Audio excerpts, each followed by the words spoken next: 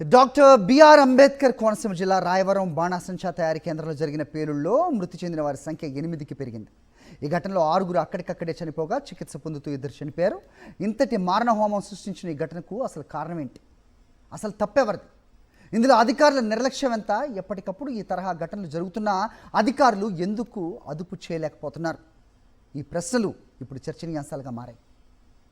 బాణాసంచా తయారీ, హోల్సేల్ అమ్మకాలకు ఉమ్మడి తూర్పుగోదావరి జిల్లాలోని రాయవరం, కొమరిపాలెం ప్రాంతాల్లో ఉన్న బాణాసంచా దుకాణాలు ప్రసిద్ధి చెందాయి. దశాబ్దాలుగా ఈ ప్రాంతంలో భారీగా మందుగుండు తయారీ, అమ్మకాలు జరుగుతున్నాయి. దీపావళి పర్వదినం సమీపించే కొద్దీ భారీగా బాణాసంచా తయారీ పనులతో పాటు విక్రయాలు జరుగుతాయి. రాయవరంలో భారీ పేలుడు ప్రమాదంలో కుప్పకూలిపోయిన గణపతి ఫైర్ వర్క్స్ కర్మాగారం గురించి చెప్పాలంటే దీని నిర్వహణ మిగిలిన కేంద్రాల కంటే కాస్త పకడ్బందీగానే ఉందని అధికారులు చెబుతున్నారు. అయినా సరే అందరి అంచనాలను తలకిందులు చేస్తూ ఇక్కడ మారణ హోమాన్ని తలపించేలా బ్లాస్ట్ జరిగింది. దాంతో నిర్మాణాలు కుప్పకూలిపోయాయి. పైకప్పు పగిలిపోయింది. దాదాపు 50 మీటర్ల దూరంలో ఉన్న హోల్సేల్ దుకాణం సైతం పూర్తిగా దగ్ధమైందంటే ఇక్కడ ప్రమాదం ఏ స్థాయిలో జరిగిందో అర్థం చేసుకోవచ్చు. సాధారణంగా బాణాసంచా తయారు చేసే కేంద్రాల్లో అన్ని రకాల రక్షణ ఏర్పాట్లతో పాటు వివిధ రకాల టపాసులు తయారు చేసే వర్కర్లంతా నిపుణులై ఉంటారు.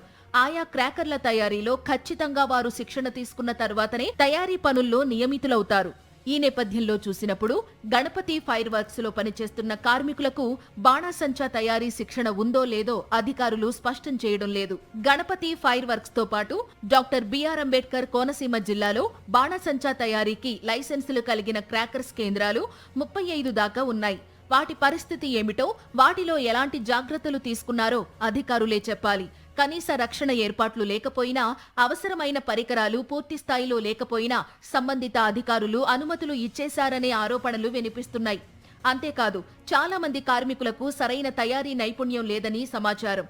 ఈ నేపథ్యంలో ఇప్పుడు బాణాసంచా తయారీ కేంద్రాలన్నింటిలో తనిఖీలు నిర్వహిస్తామని రాయవరం ప్రమాదం జరిగిన తర్వాత అధికారులు తీరిగ్గా చెబుతుండడం విమర్శల పాలవుతోంది. లేబర్ ఇన్స్పెక్టర్ కానీ, లేబర్ డిపార్ట్మెంట్ కానీ, లేదా పోలీస్ డిపార్ట్మెంట్ కానీ, రెవెన్యూ కానీ, మొత్తం అన్నిటి డిపార్ట్మెంట్లు దీంట్లో అనుసంధానమై ఉంటాయి. కీలకమైనది ఏంటి అంటే కనుక ఇందులో లేబర్ డిపార్ట్మెంట్. ఎందుకన్నానంటే అలాగని లేబర్ డిపార్ట్మెంటు అందులో ట్రైనింగ్ అయిన వాళ్ళకి, అక్కడ శిక్షణ పొందినటువంటి వాళ్ళకి ఇందులో వాళ్ళు అక్కడ పనిచేసే అవకాశాన్ని కల్పించాలి. అంతేగాని అక్కడ ఎవరో చుట్టుపక్కల ఏదో మనకి ఏదో బతుకు తెరువు కోసం కావాలి అనే ఉద్దేశంతో వాళ్ళు ఏదో పని చేయడానికి వచ్చిన వాళ్ళతో వాళ్ళు పని చేయించేస్తున్నారు.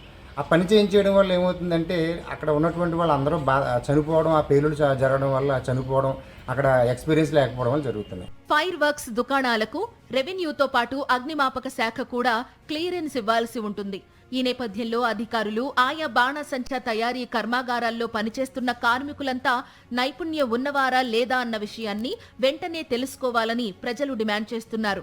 యుద్ధ ప్రాతిపదికన చర్యలు చేపట్టకపోతే మరో రాయవరో రిపీట్ అయ్యే ప్రమాదం పొంచి ఉందని అంటున్నారు. కూటమి ప్రభుత్వం వెంటనే మేలుకోవాలని కోరుతున్నారు.